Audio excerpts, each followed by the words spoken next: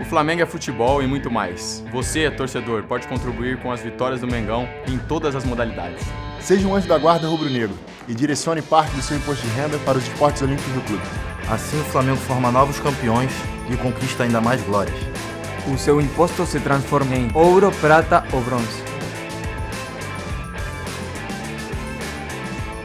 Anjo da guarda rubro-negro. Quem ama, incentiva.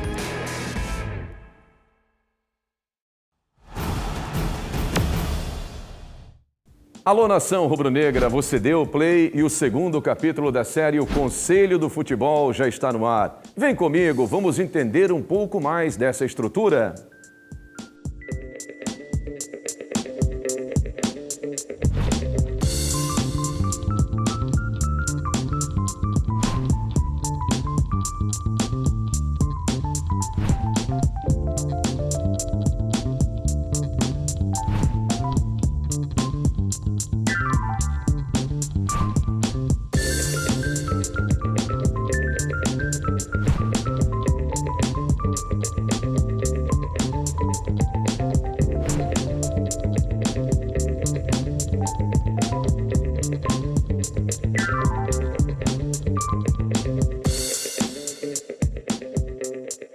Senhores, eu vou trazer o Palmer aqui para nossa roda e tem uma pergunta bem interessante para você. Por que foi criada essa gerência de transição no Flamengo e por que o Noval foi escolhido para ocupar esse cargo? Esse é um ponto muito importante e eu acho que todo rubro-negro já ouviu a frase craque o Flamengo faz em casa e se orgulha muito dessa frase, né? Só que a gente ao longo dos anos já viu vários potenciais talentos que acabaram se perdendo, não se concretizaram no profissional.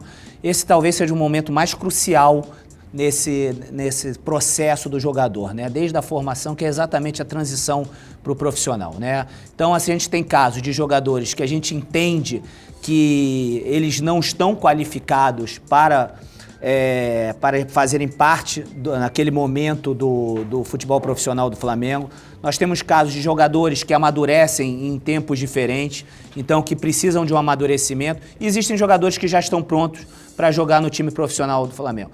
Então, o Noval, essa gerência especificamente, ela foi criada exatamente para ter olhos de lince, olhos bem criteriosos em relação a isso. Quais são os jogadores que estão prontos, quais são as carências, fazer um link efetivo entre a base e o profissional. O que pode ser suplantado pela base ou não, em que posições nós temos que ir ao mercado se a base, num curto prazo, não pode suplantar. Então, na verdade, é otimizar esse processo de complementação da formação do jogador e a preparação dele para fazer parte do plantel profissional do Flamengo.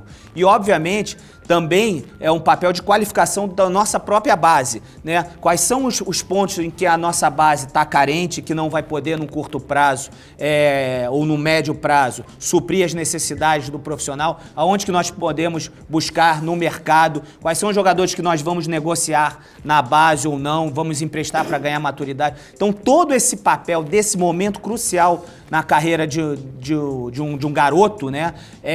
O Noval está atento. E por que o Noval? A gente entende que dentro do grupo, talvez no mercado, não houvesse ninguém mais qualificado. Primeiro porque ele tem uma trajetória de excelência na base do Flamengo, assim, ele tem um papel muito importante nesse fortalecimento da base e já teve do outro lado.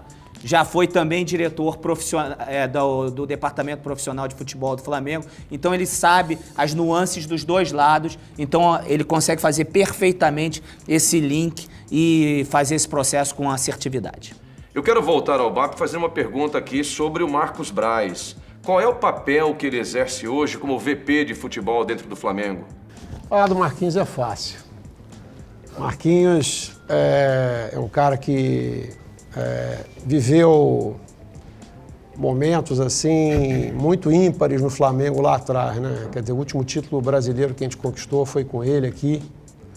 E pelo que a gente escuta, né, Marco, não tinha nada, né? Não tinha dinheiro, não tinha jogador, não tinha absolutamente nada. Então o Marcos teve que se virar numa época muito diferente da que a gente vive hoje, que tem mais dinheiro. E essas fases que a gente vive, a gente não esquece nunca mais. Então, o Marcos, ele é parte integrante do Conselho do Futebol, ele representa o Conselho do Futebol no dia a dia do clube. Então, tudo aquilo que a imprensa quer saber e que não vaza mais do Flamengo, quem toma conta é o nosso amigo Marcos. Tem muito mais encrenca entre o céu e a terra do que pode parecer. O Marcos é o nosso maestro nesse mundo do futebol aí. Então, os problemas que a gente tem dentro de casa, com jogadores que, de alguma maneira, têm interesses pessoais que, eventualmente, conflitam com os interesses do clube, o Marcos tem que lidar com isso no dia a dia e a escola de samba, vamos dizer assim, tem que continuar passando na avenida, ainda que uma ou outra coisa atravessem. Então, o Marcos cumpre esse papel pela gente e tem feito super bem. E de quebra, tem um outro que é de trabalhar junto com o Bruno, na medida de que eles são absolutamente complementares, né? Eu entendo que muita gente fala dos jogadores que a gente tem dentro de campo do Flamengo hoje, das contratações, dos acertos que nós tivemos, mas eu acho que é importante falar também que o Flamengo tem 2 craques fora de campo também cuidando disso. Um que entende muito do dia a dia, que é o Marcos, outro que entende muito de finanças, de números, que é o Bruno. E essa é aquela conta que eu acho que toda empresa, todo executivo quer. Esse é aquele verdadeiro 1 mais 1 que acaba dando 3. Eu diria que o Marquinhos ele acaba resolvendo centenas de problemas do dia a dia, que tudo aquilo que a imprensa quer saber e acaba não sabendo. E muitas vezes já chega a filtrar... Que pra gente é bom. Que pra gente é bom. Porque não atrapalha mais a vida dele, Marcos, e da gente. Já chega filtrado e solucionado muitas vezes pra gente do conselho. E como o Marcos gosta de dizer de musculatura, eu diria que dentro do quadro social do Flamengo, ninguém tem a musculatura que o Marquinhos tem aqui dentro. É uma pessoa respeitada pelo meio. Quando eu falo meio do futebol, eu estou falando de atletas, estou falando de outros clubes, estou falando de entidades que compõem o meio do futebol e agentes de jogadores. Isso ele conquistou ao longo do tempo, com seu trabalho e com os títulos conquistados aqui dentro do Flamengo. Eu queria reforçar aí as palavras do Deco também. O Marcos é uma peça crucial aí para tudo que vem acontecendo e com certeza vai acontecer mais coisas ainda no futebol. E ele tem um papel fundamental também nas negociações, porque ele, pela experiência que ele tem, ele é capaz de mostrar os caminhos, a estratégia que o clube tem que seguir para convencimento e para êxito de várias contratações que a gente tem feito aí. Então acho que ele tem sido fundamental para a gente e para o Flamengo. E é importante ressaltar que eu lembro quando da formação do conselho e a apresentação das pessoas, muita gente falava, o Marco é uma pessoa difícil, centralizador nas decisões, etc. E muito pelo contrário, tem se mostrado uma pessoa extremamente de grupo, compartilhando, dividindo todas as sugestões, decisões, etc. E eu acho que esse é um dos sucessos dos nossos processos e das nossas medidas até o momento. Deco, você poderia esclarecer para toda a nação qual é exatamente o papel do Spindel como diretor dentro do Flamengo? Bom, o Bruno Spindel é diretor executivo de futebol. Para quem não sabe, ele já está no Flamengo desde 2013. Já circulou por diversas áreas do clube, já trabalhou no marketing, foi CEO durante um período e já vem ajudando o departamento de futebol há bastante tempo. Como ele ganhou um certo preparo, uma grande experiência por ter circulado em diversas áreas do clube, a gente promoveu ele recentemente diretor executivo de futebol, onde ele tem diversas atribuições. Ele é o principal colaborador remunerado do departamento de futebol e dentre as diversas atribuições e funções que ele tem, eu destaco a principal, que é a função de negociação para possíveis vendas, possíveis compras e possíveis empréstimos de atletas que fazem ou possam vir a fazer parte do nosso elenco. Eu acrescentaria o seguinte, como ele tem formação de engenheiro e financeira, que não é uma coisa muito comum no futebol, muito das dúvidas que se gera de onde que vem o dinheiro do Flamengo. O dinheiro do Flamengo vem pela capacidade de você negociar em função da tua possibilidade de ter entrada de dinheiro. Então, esse trabalho de tentar casar as receitas atuais e futuras do Flamengo, né, que chama-se de gestão de fluxo de caixa, com os pagamentos que a gente deveria fazer dos jogadores de futebol, isso faz parte do trabalho e da missão do Bruno. Em relação ao papel do Bruno, mais uma vez eu tenho que puxar para o Conselho de Futebol. Não só como eu falei do vice-presidente, que tem assim a vida facilitada em relação à musculatura das decisões, o Bruno também tem. Como a gente vai para o mercado com as posições definidas do Conselho e respaldado nas decisões e também nas ações, eu acho que é um grau facilitador e de tranquilidade para ele também. Ele vai sabendo quais são as metas, quais são as definições. Isso não quer dizer que tire o mérito de A ou B em cima de uma contratação. Eu acho que é importante e é um grau facilitador para ele, e ele, com toda essa formação, bota a musculatura mais ainda nesse processo do Flamengo no mercado. Diogo, hoje as empresas investem muito na inteligência de dados e em cima dessa informação eu queria te fazer uma pergunta extremamente importante para o Flamengo. O Flamengo tem uma área de inteligência ou vocês mesmos que decidiram quais contratações seriam feitas? Nós temos uma área de inteligência, como já foi falado aqui, a gente reestruturou essa área, a gente lá atrás contratou uma consultoria para fazer um diagnóstico da área. De acordo com esse diagnóstico, foram dadas para a gente algumas sugestões e a gente seguiu quase todas elas e a gente reestruturou a área com seis colaboradores novos na área de departamento de scout. A gente também tem a área de departamento de análise de desempenho que olha para dentro do clube. E eu acho assim, hoje no Flamengo, eu acho que a gente eliminou o máximo possível do achismo. Então a gente, em todas as contratações que a gente fez, a gente respeitou critérios rigorosos de valências, de características, de perfil do jogador, comportamento do jogador dentro e fora do campo, histórico dele, de lesão, de perfil, de comportamento, enfim. A gente tem um histórico desses atletas que a gente traz muito rico, que é trazido pela área de inteligência. E as tomadas de decisões que a gente tem feito, baseado aí nas informações da área de inteligência, do departamento de scout, tem dado certo até então, a gente está muito feliz com o resultado até agora. E vale exaltar o trabalho do Fabinho, né, que é o head, hoje a pessoa do nosso departamento de scout, o líder do departamento de scout, tem realmente feito um trabalho muito bom e esse processo ele funciona sistematicamente, ele tem feito relatórios para a gente de acompanhamento, porque o trabalho não para, né? O bom de hoje pode ser o ruim de amanhã, né? Então a gente quer transformar o bom de hoje no ótimo de amanhã. Então, esse trabalho é constante. Hoje a gente acompanha absolutamente tudo que acontece no Brasil, na América do Sul e na Europa, por exemplo. Quando nós chegamos em janeiro ou final do ano de dezembro, eles perguntavam, o jogador Deco, o que você acha? Ele falava, me dá uma semana para dar uma avaliada, me dá 10 dias, eu tenho que buscar material, tenho que fazer a avaliação, leva tempo. Hoje em dia, nós tivemos casos aí, essa semana que passou agora, a gente pede, você já ouviu falar de um jogador tal que alguém falou pra gente? E a ficha do cara vem em 1 ou 2 minutos. Então, isso ajuda a gente no processo. Processos que estavam sendo um pouco mais longos e não tão estruturados, eles começam também a se beneficiar pela agilidade. É como o Marcos tinha dito, não quer dizer que você vai contratar o cara que ele fala, mas alguns pontos que ele chama atenção, alguns são críticos para contratar ou para não contratar, e outros a gente vai chegar e a gente vai considerar, olha, tem essa senão, mas como foi dito aqui, algumas valências são preponderantes, nós entendemos que isso é importante para o time da gente agora. O time de futebol, todo mundo sabe, é uma alquimia. Se você tiver todo mundo igual, o time, no dia que o time está mal, perde. Então, você ter jogadores que sejam complementares é absolutamente fundamental. Esse é um trabalho também que ele está fazendo agora, na medida em que ele não faz diretamente, mas com o trabalho dele ele possibilita a gente questionar. Mas vem cá, eu estou com 5 camisas brancas e nenhuma preta. Eu só tenho calça social e não tenho nenhuma calça jeans. Na hora que você tem esse trabalho todo estruturado, né, isso ajuda muito a você a tomar a decisão de você ir no jogador A ou no jogador B. Importante lembrar que esse trabalho ele foi estendido para a base também. Então, toda essa análise que é feita para um jogador profissional, ela também é feita para um jogador da base, que a gente acredita que ali vão estar os maiores ativos do Flamengo no futuro.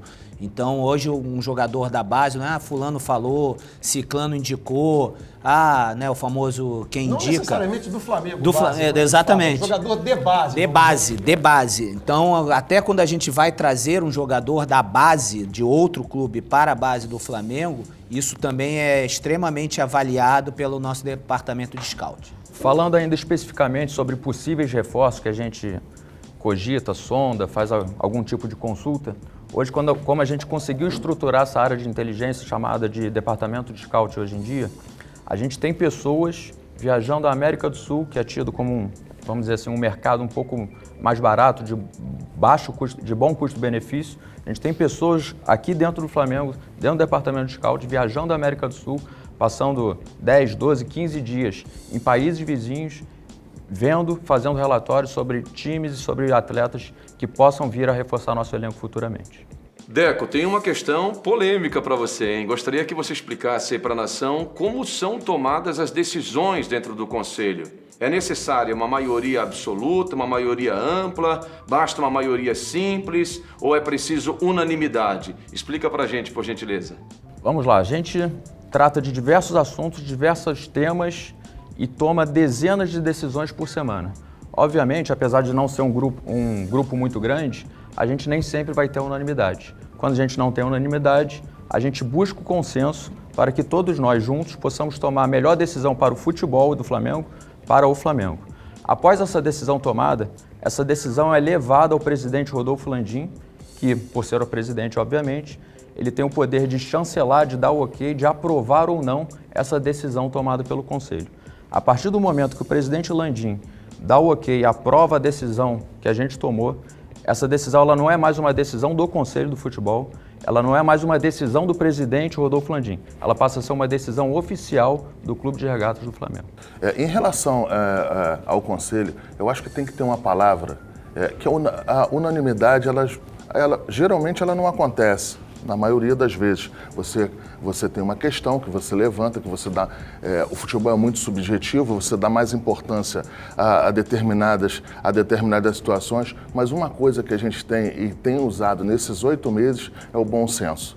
Porque quando você não tem uma unanimidade, você tem que usar o bom senso. E o bom senso vem sendo feito vem sendo usado, vem sendo bastante conceituado dentro do Conselho. E é por isso que não tem tantas decisões que são adversas, que são questionadas. Porque quando a gente toma uma decisão, as decisões, por mais que você não queira aquela lá, passa a ser sua também, passa a ser de todo mundo. Eu acho que isso aí é o óbvio, mas o óbvio é bom ser dito muitas vezes. É verdade, esse ponto do Marcos é muito bom, na medida em que as nossas preocupações não são as mesmas no mesmo momento. A gente não se sente da mesma forma todo dia, mas, como o Deco falou, quando a decisão vira do Clube de Regatas do Flamengo, nós rumamos juntos, né? Certo, na alegria ou na tristeza, nós estamos juntos, faz parte. Como o time, né? Quando o jogador no time erra, ninguém saca ele do time, né? De alguma maneira, você tem que aprender com teus erros e seguir em frente. Mas, pelo pouco tempo que a gente tem, eu entendo que a gente está conseguindo um balanço bastante razoável nesse aspecto. Eu quero voltar ao BAP para refazer uma pergunta que pode ser até uma curiosidade de muitos torcedores do Flamengo. Como é essa relação com o presidente Landim? Ele interfere, ele opina? Como é essa relação, BAP? Não, interferência não, muito pelo contrário. Assim, eu me lembro que esse ano uma cobrança mais forte que ele tenha feito da gente foi exatamente no sentido contrário. Ele achava que a gente devia tomar a decisão de alguma coisa que a gente queria dividir com ele, né? Para dar um exemplo. Então, interferir não é a palavra adequada, mas ele participa. Até porque, como foi explicado aqui, o modelo da gente, a gente debate, a gente chega a uma conclusão, unânime ou não. Quando o grupo entende que nós chegamos a um consenso do que seria o adequado para ser feito, e que requeira, por exemplo, uma decisão dele, a gente leva para ele. Então, ele faz perguntas que nos desafiam muitas vezes. Algumas vezes nós temos todas as respostas para o que ele está colocando, outras nós não temos. Então, essa dinâmica se dá. Às vezes ele aprova, às vezes a coisa não é aprovada na hora, porque falta uma ou outra informação, a gente volta para o conselho, volta no processo. Às vezes, em alguns casos de contratação, você tem que voltar no atleta, você tem que dizer que não pode fazer assim, ou para um clube dizer que não pode pagar assado, ou que ele não aceita uma condição aqui ou acolá, mas é um processo que eu diria está virando uma simbiose no Flamengo, entendeu? Esses processos que aparentemente são difíceis, da maneira que eu estou descrevendo aqui, em janeiro desse ano, uma conversa dessa com o Landim para você contratar um jogador podia levar 2, 3 semanas. Agora pode levar 2 ou 3 horas, dependendo do ritmo e vamos dizer assim, do processo de aprendizagem que a gente tem tido com ele. Eu acho que, em relação ao presidente Landim, seria uma utopia achar que... Eu acho que a palavra interferência na pergunta que é um pouco demais. Mas, em relação a ele participar, seria uma utopia achar que o presidente Landim, estando presidente, e o tamanho que ele tem fora do Flamengo e o tamanho que ele tem sendo presidente do Flamengo, seria uma utopia achar que ele não iria participar. Eu acho que ele tem que participar, eu acho que ele é peça fundamental. Agora, eu acho que o dia só tem 24 horas, ele tem as situações pessoais dele, tem outros vice-presidentes que dão trabalho, dão uma demanda enorme para ele e ele, dentro do possível, participa e decide também junto com nossas posições. Então, é isso, seria uma utopia achar que o presidente Landim não seria uma pessoa com tanta firmeza dentro do futebol. O segundo capítulo da nossa série chega ao seu final, mas temos muita coisa para aprender ainda e amanhã voltaremos com o terceiro capítulo da nossa série, O Conselho do Futebol. Inscreva-se no canal para não perder nada, combinado?